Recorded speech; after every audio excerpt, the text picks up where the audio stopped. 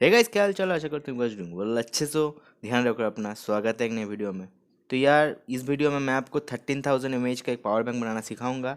और जो power bank मैं आपको बनाना सिखाऊंगा उसमें एक जो खासियत है वो है इसके चार्जिंग स्पीड। ये बहुत ही फास्ट आपको फ़ोन को चार्ज कर देगा, क्योंकि एक जो इसका आउटपुट पोर्ट है वो 2 एम्पेयर्स का है और एक दूसरा जो है वन एम्पेयर का। बहुत फ़ोन में 2 एम सपोर्ट नहीं करता है। तो यहाँ पर मैं जो बैटरीज यूज़ कर रहा हूँ ये 2600 मिली एम्पर्स का 2600 मिली एम्प्स आवर। तो मैं 5 बैटरीज को पैरेलली कनेक्ट करूँगा तो मुझे करीब मिलेगा 13,000 मिली एम्प्स आवर का आउटपुट कैपेसिटी। तो 13,000 मिली एम्प्स आवर का मेरा बैटरी पैक तो बन गया, लेकिन यहाँ पर जो सर्किट है उसको चूज़ करना थोड़ा मुश्किल है। तो मैं आपको सजेस्ट करूँगा इसी सर्किट का यूज़ करने को, क्योंकि ये सर्किट बहुत ही अच्छा है और मैं इसको पहले भी यूज़ कर चुका हूँ। आप पुराने पावर बैंक का बोर्ड का सर्किट को भी यूज़ कर सकते हो, पावर बैंक का सर्किट। लेकिन मैं आपको सजेस्ट करूँगा नया सर्किट लाने, क्योंकि ये बहुत ही सस्ता है और बैटरीज भी बहुत सस्ते मिलते हैं। सो अब देखो, आपको जो मर्जी। खैर, यहाँ पर आप देख सकते हो कि जो आईसीज हैं इसमें लगे हुए हैं वो 3 आईसीज में डिवाइड किए गए हैं। एक जो है चार्जिंग को कंट्रोल करता है, दूसरा जो है अब वो जो करंट को है उसको कंट्रोल करता है। तो ये सर्किट बहुत ही अच्छा है। तो आप देख सकते हो मैं पैरेलली कनेक्ट करने से पहले बैटरीज का वोल्टेज चेक कर ले रहा हूँ। अब भी जब भी बैटरीज को पैरेलली कनेक्ट करोगे तो उससे पहले उसका वोल्टेज चेक कर लेना। अगर वोल्टेज में अप डाउन रहेगा तो एक बैटरी से दूसरा का बैटरी में बहुत ज़्यादा हाई करंट जाएगा, जिससे बैटरी डैमेज भी हो सकता है। तो अब चार्ज चेक कर लेना बैटरीज में कि कितना चार्ज है। तो यहाँ पर आप देख सकते हो मैं शोल्डरिंग कैसे कर रहा हूँ। आपको पहले शोल्डरिंग फ्लक्स लगा देना है बैटरी के ऊपर, फिर आपको जो आयरन है उसको रख के आप शोल्डरिंग कर सकते हो बैटरीज के ऊपर। कोई प्रॉब्लम नहीं है, आपको स्पॉट वेल्डर की ज़रूरत नहीं पड़ेगा। लेकिन हाँ, अगर आपको शोल्डरिंग करना आता है तो ही आप इस मेथड का यूज़ करना। अदरवाइज़ जल सकता है आपका बैटरी, आग लग सकता है, बहुत कुछ हो सकता है। तो यहाँ पर आप देख सकते हो मैं यहाँ पर बैटरीज को वायर से कनेक्ट कर रहा हूँ पैरेलल में, हर एक नेगेटिव को एक तरफ, हर एक पॉजिटिव को एक तरफ। तो आप ऐसे बैटरी केसिंग का भी यूज़ कर सकते हो जो पैरेलल केसिंग हो, मैं लिंक दे दूंगा डिस्क्रिप्शन में। तो आप उसका भी यूज़ कर सकते हो अगर आपको सोल्डरिंग करना नहीं आता।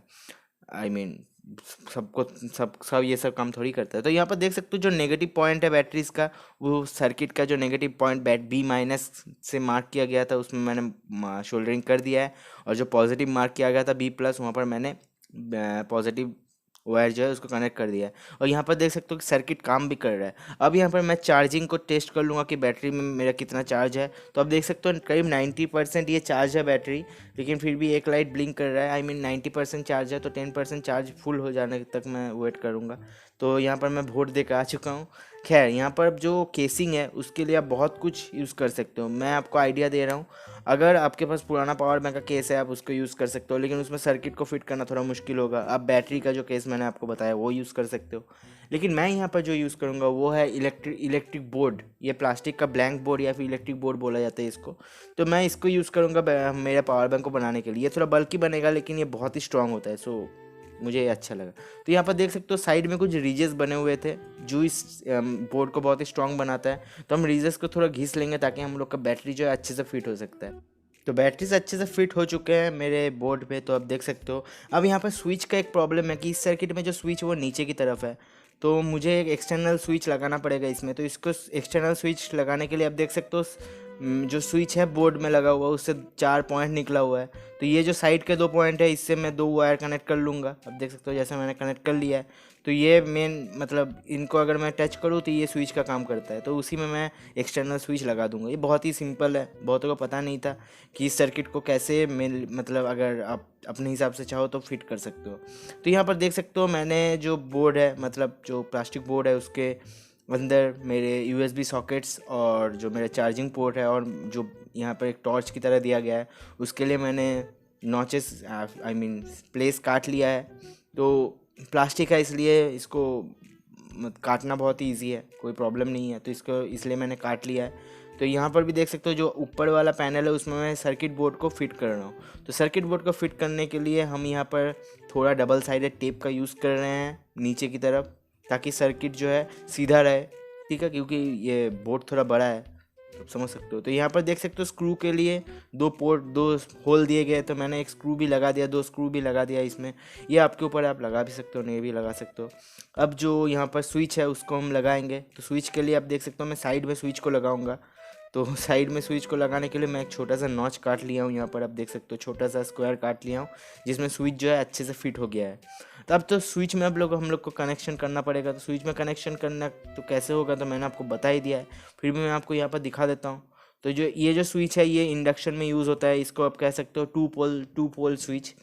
बेसिकली 4 पोल स्विच भी मिलता है, उसका भी 2 पोल का भी यूज़ कर सकते हो, कोई बात नहीं। मुझे 2 पोल मेरे पास सामने था इसलिए मैंने यूज़ कर लिया। तो यहाँ पर मैं 2 वायर जो मैंने उसमें कनेक्ट किया था मेरे पावर बैंक के स्विच में, उसको मैंने कनेक्ट कर दिया है डायरेक्टली। कोई प्रॉब्लम नहीं है, स्विच का कुछ पोलरिटी नहीं होता, कुछ नहीं होता। तो ये देख सकते हो कि मेरा जो पावर बैंक है अच्छे से काम कर रहा है, जल रहा है।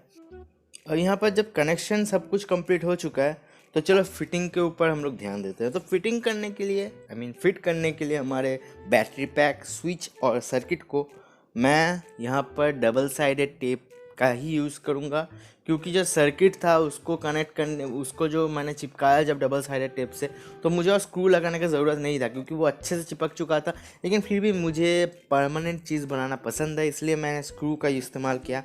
अब देख सकते हो कि ये प्लास्टिक है, इसलिए मैं कहीं भी कट लगा सकता हूँ, कुछ भी अपने हिसाब से इसको बना सकता हूँ। तो यहाँ पर मैंने बैटरी इंडिकेटर जो है, इस पावर बैंक के इंडिकेटर सेक्शन है, बहुत ही एक्यूरेट है, बहुत ही अच्छा है, तो उसको मैंने काट लिया है। और जो स्विच है उसके लिए मैंने साइड में एक नॉच काट के मेरे स्विच को लगा दिया है।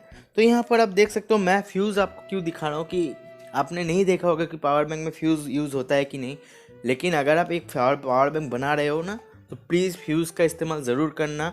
फ्यूज़ को आप सीरीज़ में कनेक्ट करोगे बैटरी और सर्किट के साथ, ताकि अगर आपका सर्किट कभी ख़राब हो जाए तो आपका पावर बैंक आग ना लग जाए आपके पावर बैंक में, या फिर ओवर करंट से आपका पावर बैंक कभी ख़राब ना हो जाए।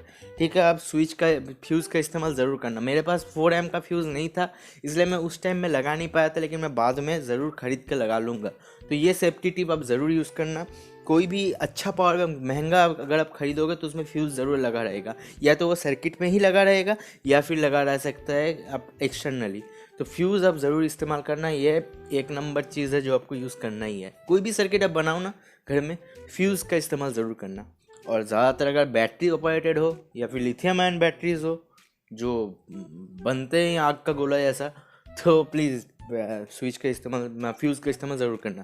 तो यहाँ पर आप देख सकते हो बैटरी को यहाँ पर मैंने जो प्लास्टिक बोर्ड है उसके अंदर फिट करने के लिए डबल साइडेड टेप का इस्तेमाल किया। तो ये डबल साइडेड टेप जो है बहुत ही ज़्यादा स्ट्रॉन्ग होता है, आप आराम से ये लगा सकते हो। तो यहाँ पर जो स्क्रूज़ है इस बोर्ड के साथ ही मिलता है आपको। ये बोर्ड करीब 40 to 50 रुपीज़ का मिलेगा, तो बहुत ही सस्ता है। जो भी चीज़ मैं यूज़ कर रहा हूँ बहुत ही सस्ता है। मैं लिंक दे दूँगा डिस्क्रिप्शन में, लेकिन मैं आपको सजेस्ट करूँगा कि आप जाके दुकान में जाके ख़रीदो, क्योंकि आपको पता है ऑनलाइन मार्केटिंग कभी कभी बहुत महंगा हो जाता है ऑफलाइन से। तो आपका मर्जी, आप कहीं से भी खरीद सकते हो।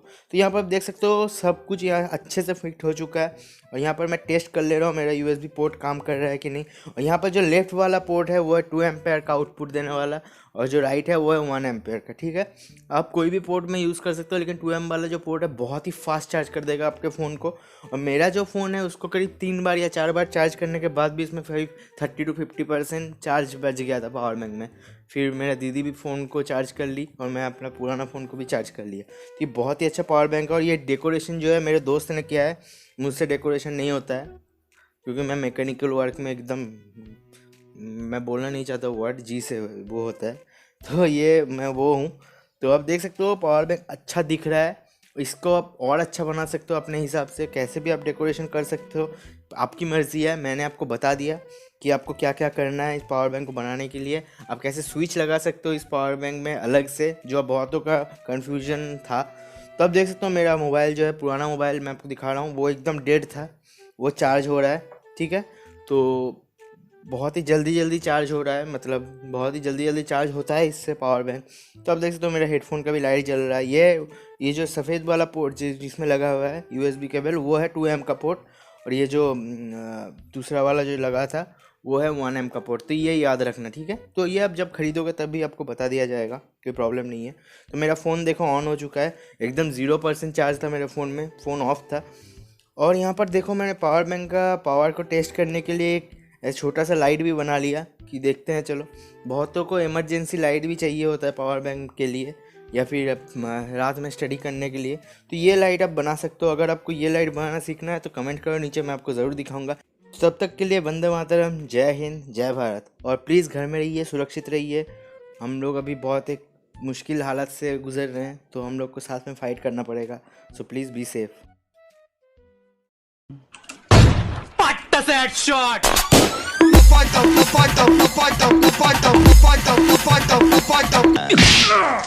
ये बाबूराव का स्टाइल है।